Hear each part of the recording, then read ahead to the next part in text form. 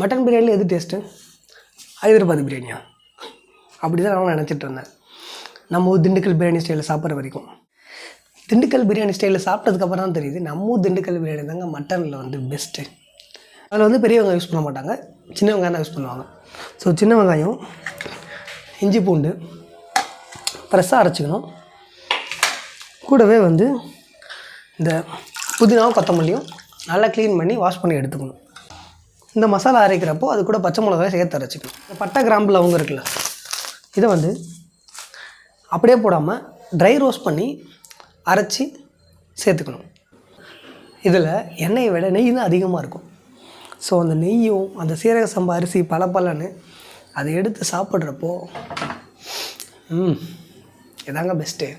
என்னங்க பெரிய ஹைதராபாதி.